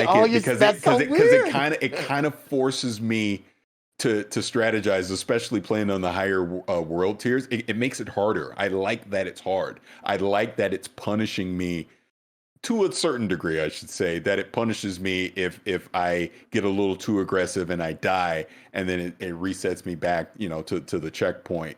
I don't want to say I want to play that all the time that way, but I like that solo challenge is there. I could, again, if the game is successful and we see it go long term, I can see some solo challenge modes and some things that, well, if you want to get to certain gun, you have to go through this solo. You can't do it co-op, things like that, and you ramp up, to the max world tier difficulty, things like that. So there's possibilities there, but I know what you mean. I know what you mean, because as much as I'm sitting there praising it, I've cursed a few times, going, "Gosh, what would I do?" So I like it. But was the one thing I was going to say on with Outriders is the interesting thing about it is we've talked all this stuff about Game Pass and microtransactions and make it back on the back end. As far as I know, Outriders isn't doing that. So that's one curiosity I have to see how they're going to monetize this for the long term as far as new content coming out and all that, because they've really not talked about it that much. Good call out there, because you and Gary said it so well. Right now with Game Pass, it's all about how do you monetize on the back end? How do you elevate that storefront to get me to shell out the money that I would have bought the game with and continue to help fund it? But like you said, I don't see anything there, Parris, right? There is no storefront. There is no cosmetics right off the bat that you can spend it on. So it will be interesting down the line of how do they make their money back? What is the monetization strategy? Because right now, I don't see it after 2 days of play. Sure, we'll investigate some more and continue to play throughout the weeks, but they may not see that. They may not have announced it or talked about it yet, but I'd be stunned if they don't lay that roadmap out, soon, because, it's honestly hard to think of a AAA game these days that doesn't have some kind of season pass, DLC roadmap beyond just the initial release. I kind of think maybe they've obviously read the room and they've taken some lessons learned from, like, I'm just thinking of the Avengers top of mind. Don't try and shove that completely down people's throats day one. Keep your powder dry, you know? Exactly. Yeah. Make people actually like your game first before you start trying to charge them for other stuff. And I'll say one last thing on Outriders, and this is just from the technical standpoint. The game just came out. Obviously, it's been more popular than they anticipated. We just have to show some patience with some of the server stuff. I mean, like, we're complaining about some of the load time things and the technical issues. Hopefully these are things they can address. But when you're in the game, I feel that it's playable. I'm having fun with it, and ultimately that's what it should be all about. And again, I say I'm rooting for this to succeed because it's a new IP. We need new IPs. We need new worlds to explore. I don't want another Anthem. I want this to succeed. I don't want to go, man, it was such a good idea, but what were they thinking on this? And it failed. I mean, look at the struggles that the Avengers is having right now. I won't be shocked if that game isn't even a thing a year from now, believe it or not, depending on, the direction they go moving forward. The struggle Cyberpunk is going through right now. This is why I was talking about, I'm glad they delayed Halo. I mean, if we're going to complain about, server capacity right now, imagine what it would have been if it was just complete chaos, buggy mess in the game as we're playing it. At least it's playable when you're able to get in and you're having fun. So I just think we have to show a little patience. I even saw them put out a notice right before we start recording this that, hey, Square is working on server capacity. They're trying to keep up with demand, basically, which, hey, for them, like I said at the top, is probably a good thing. I know I saw some of the Steam numbers have been, I don't want to say record setting, but they've been huge for the engagement with it. I don't know if that's attributed directly to Game Pass, bringing more awareness, but that's a good thing. I will be curious to see what the engagement has been for Outriders on Xbox, obviously with the Game Pass tie-in. See how many people have been playing it here in this opening week. And this is why I always wait a little bit, Parris. I say this all the time. Is like, if you, I'd rather wait for the, especially when it's online, right? Wait for everything to stabilize. Let them get it stable. Let things settle down. Let them patch it once or twice and then jump in. I obviously understand why people want to play games day one, right? You want the new hotness day one. But it's gotten to the point now where it's almost guaranteed if you try to play an online game day one, it's going to be an exercise in frustration. This is the big opportunity for Halo Infinite, having delayed it a year. I don't expect that game to work perfectly out of the box, but that's the opportunity. The bar is now so low that if Halo Infinite comes out and it works out of the box day one and it does everything it's supposed to do, they'll have to give it an award. Yeah. Because just because it's like, oh shit, this game works day one out of the box. Like that never happens anymore. Yeah. It's crazy, but that's the opportunity for for these publishers if they get it right. Against Cyberpunk and Anthem, we've seen all these cautionary tales, and I think the point about the roadmap makes a lot of sense. We saw it with Anthem. They kept having to backtrack and redo and kind of recant the roadmap. So I forget the roadmap that we said, forget that. We're not doing that anymore. We're seeing Square Enix do it now with Avengers. We've seen it happen again and again. Obviously, Cyberpunk's a unique case. They had the hack, and they've just had like a lot of the bad luck they brought on themselves. They've also had a lot of external bad luck that they're trying to fight their way through right now. But I think in the terms of Outriders, I do think internally they have a roadmap. They have a plan, for the game to have a long tail. But yeah, they've seen what's happened with these other games, as you mentioned, and they said, let's wait, let's let the game settle in. Let's stabilize the game as is. Let's fix today before we start worrying about tomorrow. You saw it this past week with CD Projekt, right? Oh, we have all these ambitious plans for the future, and they're like, dude, maybe you should fix your broken game before you start telling us about all your ambitious plans. Like, just get it right first, and then worry about stage 2. I bet you Outriders does have a very ambitious roadmap. It's sitting in a drawer somewhere, and they'll unveil it at the right time. Yeah, they're doing good, and it is a very fun game. The crossplay works very well. I know that PC and console is turned off as of us recording this, but squatting up with Greg Miller has been a breeze. It's been a ton of fun when he's over on PlayStation, and it is a really cool time. I love the different environments. I love the crazy beasts coming at me and all the different enemy types, and it has been fun to get in the face of enemies and go out there and crush them to regen some health when I need it the most. But talking about new things like day one third parties coming over to Game Pass. We have more Game Pass news, and it's a first. We got old school games coming over to the cloud on Game Pass right now. 16 original Xbox and Xbox 360 games are now available to play via the cloud on your Android device. Backwards compatible games now playable. Banjo-Kazooie, Banjo-Tooie, Double Dragon Neon, Fable 2, Fallout New Vegas, Gears of War 2, Gears of War 3, Gears of War Judgment, Jetpack Refueled with touch controlled, Cameo, Perfect Dark Zero, The Elder Scrolls 3 Morrowind, The Elder Scrolls Oblivion, Viva Pinata with touch controls, Viva Pinata, Trouble in Paradise with touch controls as well. You can see Parris is already booting up a game right now. It's just that easy, and that's cool. And I know, Parris, you and I enjoyed that this morning. When I woke up, I believe Wednesday morning they announced that. And it's cool. You see Parris right now on the screen if you're watching. It has the old school Xbox 360 logo. The Xbox Live Arcade logo pops up, which is truly something. And I love that it even has like the old school, like when the achievements pop. Those are the 360 achievements. I love that. When you play the backwards compatible games, that's how it looks. It's really, really cool. It's a trip down memory lane. And one of the coolest one is, for me, booting up Oblivion. We talked about this when the Bethesda deal went through and they put it on there. But booting up Oblivion on your phone with 2007 saves. April 2007 was the last time I played that game and saved it. And you could just turn it on and it works just like that. That's insane. Parris showed off Banjo. Parris, 16 and backwards compatible games. There's a whole lot more that's on the way too. That's pretty cool from Jason Ronald and the team. I'm glad you said Jason Ronald, because I wasn't 100% sure if he was leading that effort or not. But if it is, again, just kudos to that whole backwards compatibility team and what they've been doing. And the fact that, like you said, I just streamed Banjo-Kazooie from the cloud. Microsoft, bring back Banjo.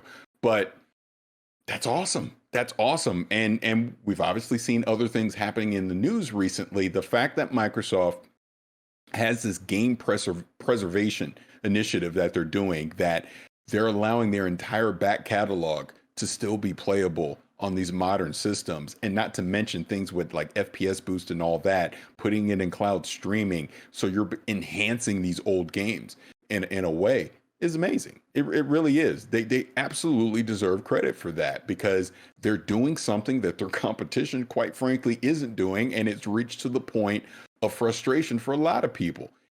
Let's keep it real here, and not to turn this into a complaining show, but it's ridiculous that Nintendo took away that Mario All-Stars for no reason other than they're trying to drive up demand and anticipation for it to get more people to buy. They did it out of respect of the death of Mario? No, they did not.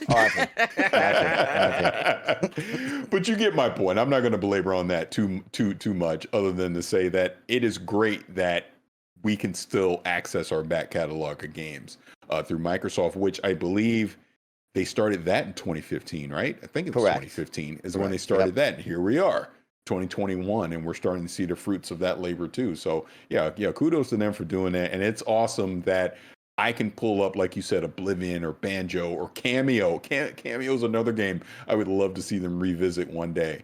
Perfect Dark is another one. Obviously, we know we're getting a new Perfect Dark, but the fact that those old games, we can still play them right now, and we can do it on our mobile devices is insane. It is. I really like this particular batch that they just dropped as well, because not just because they're cool games in their own. I mean, it's a mixed bag, like Cameo and Perfect Dark. I mean, at the time they weren't really celebrated games. But the point is, those were Xbox 360 launch titles. Yep. So and we remember those titles kind of have a special place in your memory because it's all tied into the launch of the 360, which Xbox fans like us have a lot of affection for that period. So going back and playing those games again kind of feels like revisiting just the whole vibe that we had around the launch of the Xbox 360. Yeah, it's really cool. Game preservation, right, Parris? You said it so well, and Gary talked about it when we were celebrating Phil and like all the things this team has done, right? And these are the things that we talk about, the intangibles of the whole picture, right? When you really zoom out and see everything they're doing and ensuring that I can still play these games anywhere now. I think is the big piece now that we add into this is like these games are coming via backwards compatibility, which we've loved since 2015, as you brought up, Parris. But now it's like we're migrating it into this is the ecosystem, and these games are going to live and breathe on the ecosystem anywhere you want, right? And I noticed, of course, you kind of alluded to it with Nintendo, but on the other side, right, we saw earlier this week, PlayStation announced that they're shutting down the PS3, the PSP, and the PS Vita online storefronts, right? Video Games Chronicle reported that over 2,200 games will be gone for good due to that because they're digital-only games. And I remember when this was announced on Wednesday, the 16 games, and we talked about that, being able to play it on your phone and game preservation, you saw a lot of people who might not understand this, right? It's like, this is a deal where your games and your value travel with you all the time. And that's important to me as a gamer, and it's probably important to everybody as a gamer. So I don't have to go back in the shed and find my old 360. So I don't have to find all the wires. It's there and it's playable. And another one I noticed was somebody yelled at me about, oh, you're playing it on a phone.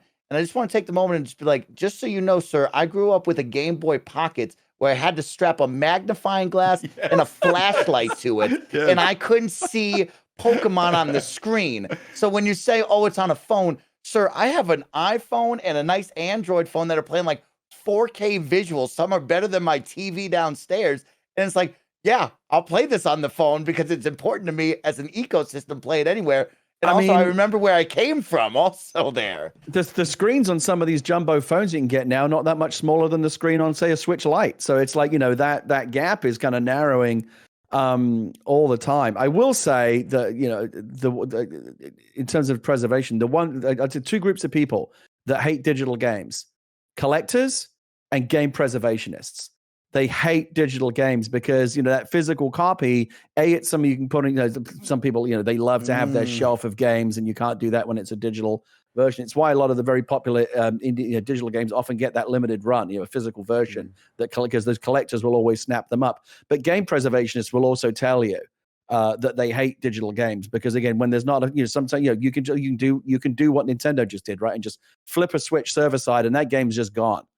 Right. And so, but you've always got that security of knowing you've got a physical copy, A, if you're a collector, or B, if you're interested in preserving these things and putting them in a museum one day. Gaming's almost 50 years old now. We're at a point now where gaming museums, that there is a whole storied history of gaming. And there are people out there who have devoted their, lives essentially now to preserving these games and making sure that there will always be a way to play them as they were originally played. As the physical versions go away, it's making their job harder. That's I think there's also an element of the feeling of actually fully owning something as well. Right. Whereas in the digital sense, it never feels like you fully have it, right? Yeah, I mean, it's a trade-off for everyone. Like, I mean, I've got, an 8-year-old and the house is full of clutter. Like, the last thing I need is another game shelf or something taking up space. The analogy I always use, like, think about your music collection. Remember when CD racks were a thing, your CD tower? You had all your CDs on it. Like, how archaic does that seem now, right? No one has CD towers, and well, I mean, I'm sure you've got vinyl as well, Barrett. It's one of those things. Like, some people do like having that, but for the most part, that went away. I took all I used to have Blu-rays on a shelf. We ran out of space because we had so many of them. I packed them all up into these little storage things and just shoved them in a closet. If I want to get one of those Blu-rays out, I'll go get it. But we don't have the space in our house anymore to have that stuff out on display. So for me, for someone who doesn't like clutter, who doesn't like having to, and again, just the simplicity of it, right? Oh, I want to play. So, like, I have a hankering to play this game I haven't played in a year. I can either go to my digital archive and like have it on the screen in 5 seconds because it's right there, or I can go hunting for it like on my shelf somewhere or in the wherever it is I've stored all my games. So for me, I'm a big digital fan. I just want to, yes, not everyone is, but because we were talking about game preservation, just want to acknowledge that game preservationists hate this stuff because that physical copy is really important for them to have in their mission, and then it's making it harder for them to do their jobs, basically. Well, all right, cool stuff. But either way, 16 old school titles coming your way. You can play it out on the cloud right now with your Android device. And again, Phil Spencer today, actually, Parris and Gary, if you saw, he tweeted out, somebody said, when's it come to iOS? And he said, soon. So everybody keep your eye open. I mean, any day now, anything could happen here, folks. Get ready on the iOS side. Let's finish this show out with what Parris talked about before, and so did Gary. A new headset is coming over to the Xbox side, a partnership, actually, and it's also bringing in a new thing for Xbox called Designed for Xbox Limited Series. The Bang & Olufsen BeoPlay Portal headphones coming in at $500, $499, $99, and 3 color choices. But of course, the big write-up is BeoPlay Portal is the perfect combination of technology, design, and craftsmanship, providing an immaculate audio experience for gaming and everyday activities. It is the first product for the Designed for Xbox Limited Series program, intended to bring premium and bespoke experiences to our Xbox fans. Designed for Xbox Limited Series, Bang & Olufsen BeoPlay Portal is the first Designed for Xbox Limited Series product in our program, marked by a Designed for Xbox Limited Series badge on the lower right-hand corner of the box. This new category of licensed products ensures premium product quality and design. Limited Series products will also boast a custom-made feature set designed specifically for Xbox that will take your gaming experience to the next level. Gary, what the heck are these headphones? Why are they as much as my Xbox Series X? I don't know what these are. Why can't you tell me what these are, Gary? Tell me what they are. All right, let me see if I can sell you on it, Mike, because I do get this. And I when I saw this, like, yeah, I like this. I like this. And I'll tell you why. Parris touched on it earlier with the Series S and the Series X, right? They're aimed at 2 different markets, right? Based on, how much you can afford and how much money you want to invest in your hobby. Microsoft just a couple of weeks ago brought out the $99 headset, right? And it's gotten decent reviews. Like, audiophiles will go, oh, no, God, no, not good enough for me. Yeah, for an audiophile, for someone who's like seriously I don't even have the ears for it, but for those audiophiles that can really, really tell the difference between, like a lossless track and a regular MP3 or whatever. I'm not one of those people, but there are people out there who, wouldn't be seen dead wearing a pair of $99 headphones, whether they're the Xbox ones or anything else. They want like the Sennheisers or the Bang & Olufsens or, the top of the range headphones, and they're willing to spend that money because that's what's important to them. The $99 headset, think of the $99 one as the Series S and the Bang & Olufsen as the Series X, right? If you want just the good enough headphones, the $99 Xbox headset is going to scratch that itch. But if you're an audiophile and you really, really want like the best possible, definition and clarity or whatever, and you're willing to pay for it. And also, this is the other thing I like, that you want it to be able to do everything. Like, one headset to rule the one. This is my gaming headset, and it's my music headset. Like, most headsets can do that, right? You can listen to music on a $99 Xbox headset. These Astro, like right now, I've got like my Astro A50s. I see Parris is wearing the same ones. This is my gaming headset, but I don't use it for music because I don't think it's appropriate for that. I've got my AirPods Max that I did spend like $500 on, and I love them because they're fantastic, but not appropriate for gaming. They're not. I wouldn't use them as a gaming headset. So I'm switching headsets as I go back and forth. The idea of a Bang & Olufsen like super premium headset, which is like doing a great job as a gaming headset, but then I can just take it and go listen to music, and I've only got the one headset and it does everything. It makes sense to me. And yes, it's expensive, but here's the thing. If you're saying, oh my God, why are these headphones so expensive? They're not being marketed at you. right? The $99 headset is for you. In the same way that the audiophile would say, "Oh my God, the $99 headset, I won't be seen dead with it." Yeah, it's not for that. Then that's not for you either. The $500 one is for you. It's there's one offering for people that want good enough performance at a low price, and another offering for people that are willing to pay a lot of money for premium performance. I don't think this is rocket science. I think you nailed all that, but I have to say this one thing because I know this person is watching, and it's so funny that you mentioned the AirPod Max. This person told me, there's no way I'm going to spend $500 on those B&O headset. That's ridiculous. It's a ripoff.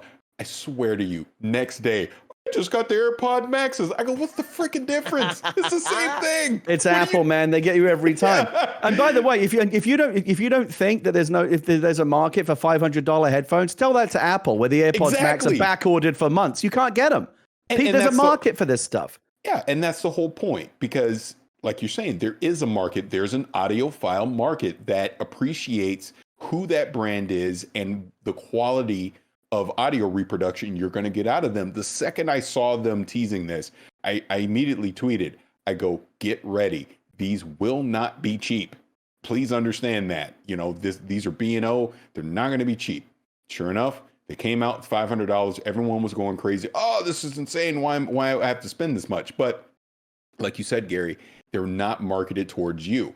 I just like this whole Xbox limited series that they're doing. They're basically making a bougie lineup for gaming. I'm okay with bougie. I'm old. I like bougie. Give me bougie. So I want these headsets, to be honest with you. I haven't pre-ordered them yet because I wanted to get the different color that comes out later. But I'm in the market for them for exactly what you just said, Gary. You got the AirPod Max. You got them because you want that high-end experience when you're listening to music. And listen, and you have to remember that I watched a bunch of reviews. Like, true audiophiles will tell you the AirPod Max are trash. I mean, right. I watched a video on audiophiles. I remember there was like a serious audiophile who's got like these ridiculous $10,000 like Swedish headphones. Like a true audiophile will go all the way in.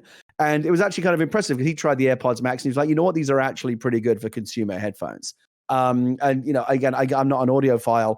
I'm fortunate enough to be able to spend that kind of money on AirPods Max if I want to. I know not everyone's in that position, but God bless.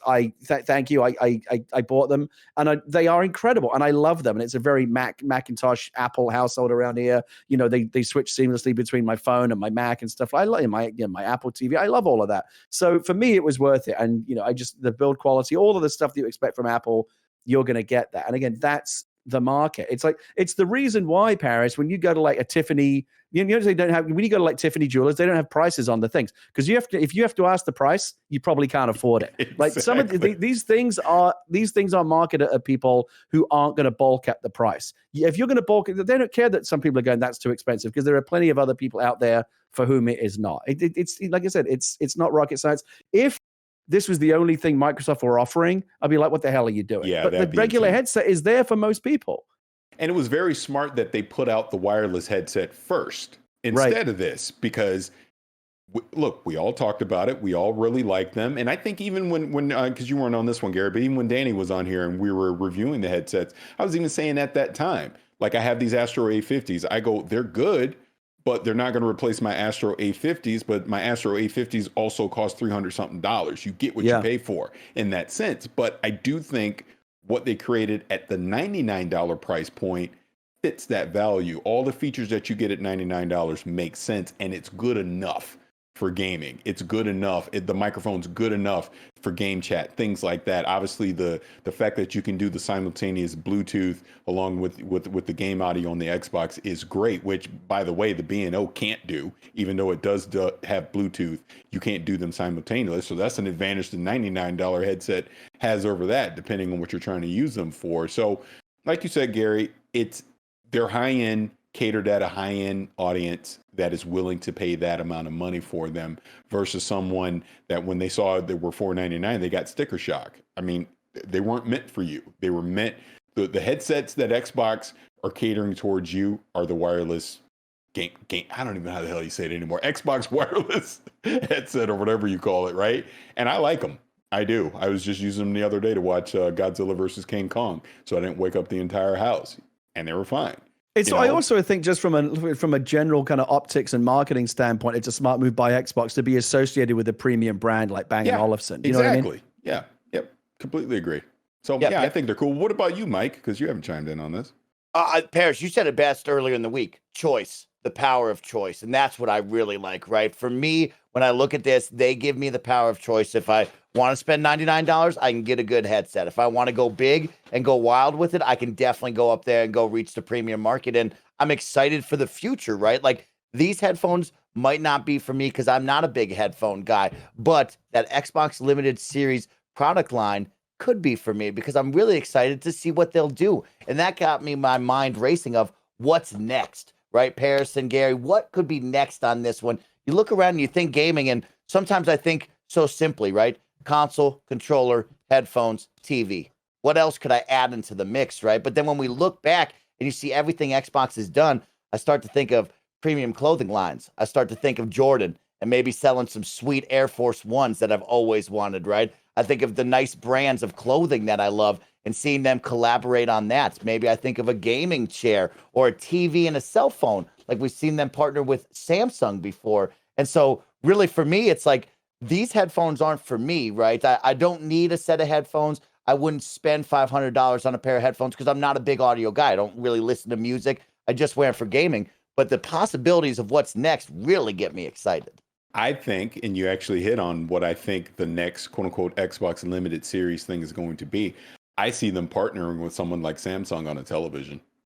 I do. Not that the Xbox is going to be built into it, but a TV that is quote unquote Xbox Limited Series, does some calibrated things out of the box that's specific to Xbox, all your accessories. Like imagine again, like we talk about those headsets, you just press a button and they instantly work with the console, right? Yeah. Maybe even when you're not using the console, you can pair it directly to the television. You can pair it, obviously Bluetooth stuff, but you have the Xbox, whatever their wireless tech is, for your controller and headset. All the other accessories that you would normally connect to a console, you can connect it directly to the TV. And why would you connect it directly to the TV? Because there's that Xbox app that sits right there. You hit start, boom, you're cloud streaming a game and you're playing it. And it's all been, I can already see the marketing towards it. We work closely with Samsung and we bring in the best of our Xbox technology along with Samsung directly into the television with our new cloud technology. You pick up your controller, one press of the button and you're in and you're playing Xbox Limited Series, the Samsung QX29 Xbox Series 12 for $3,000 or whatever the hell it'll be. But there you go. I could totally see that. No, I think that makes a lot of sense. And actually, again, it's pie in the sky, but like a TV that actually has like the Xbox hardware built into it. I don't think they would go that far. I mean, I could kind of like, why not? But I don't think they would go that far. But a couple of things that I think do make a lot of sense for, like, for example, since you brought it up, a TV partnership.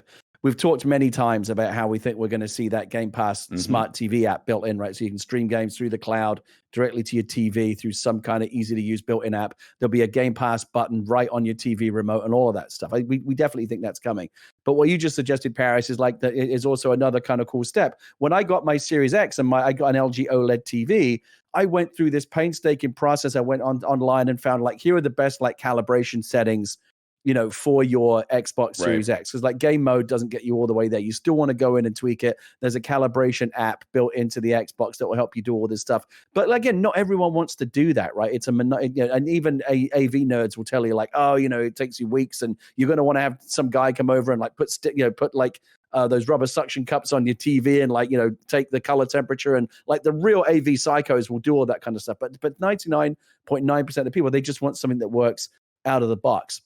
This LG OLED TV that I just bought recently has something called filmmaker mode. And the gimmick is, the like top filmmakers have like signed off on this as like, this is the mode that you're going to watch the film in the way that best represents their creative vision. Now that may or may not be bollocks, but the point is from a marketing perspective, I think a lot of people would be attracted to that. Yep. Imagine a thing, as you just said, Xbox mode, right? This is the version that is already, this is the mode that you go to. It auto detects the Xbox.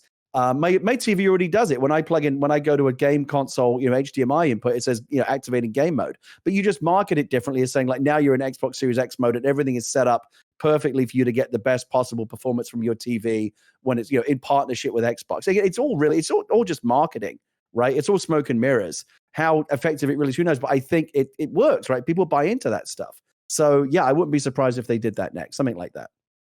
Completely agree. I'm so excited to see what this bad and bougie line is, Parris. I can't wait to see what they do very, very soon. But I think it is really cool, right? The power of choice of having the affordable line and then partnering up with these big time brands, these name brands, right? You guys call it B&O. People know that name, right? They know what they're getting from that. And it'll be interesting to see who they align with and where this goes, because this is the first product. They announced that, right? This is a brand new thing for them.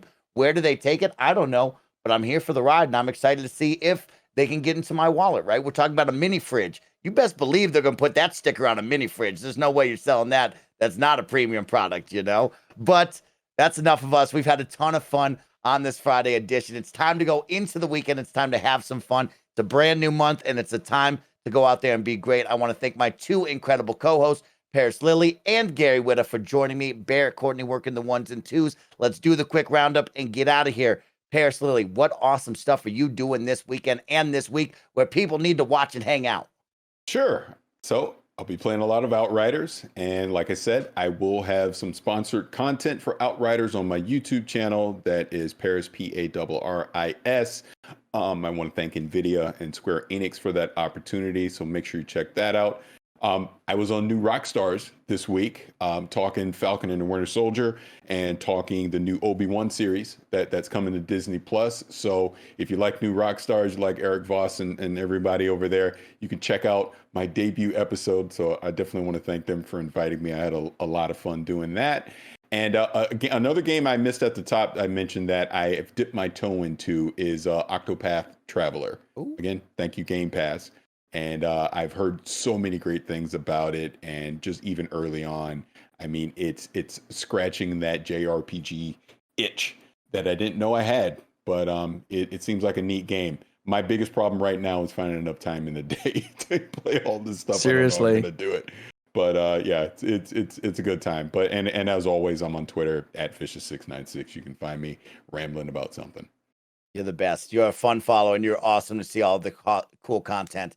Gary Whitta, I'm going to hop in the car. I'm going to go drive around Los Santos. Where can I find you and your jabroni crew doing dumb things? We're always around twitch.tv/Gary Whitta for the live streams. I'm streaming almost most nights. My Twitch TV channel has not really been that active. As you know, Mike, I'm not like an every night kind of streamer because it's just a hobby rather than a job. But I'm so enjoying playing these characters and sharing that experiences, those experiences with, the audience that tune in. I'm very, very active on Twitch right now, twitch.tv/Gary Whitta for the live streams. And then youtube.com/Gary Whitta is where you can find kind of the edited highlights. Even if you don't want to watch me play a character for 3 hours, you can watch like a 20-minute highlight reel. We're dropping a couple of those every week, 2 different shows, one for each character, an Englishman in Los Santos and Los Santos After Dark with Carson Longcock will be debuting on YouTube next week. So go and check out those channels. Parris, I challenge you with this before we say goodbye. Gary's going to be addicted to this, and that means next week we're going to have to talk about it again. So please start to think of your role-playing character that you would play in Grand Theft Auto RP, all right? Well, you know what I think, so I heard a rumor that Khalif might be joining No Pixel. Parris has got to get in there. I think they should set up like rival restaurants or something and let this food rivalry play out in role play in Los Santos. Oh no, you can never escape the rivalry. They can be rival restaurateurs. Why not?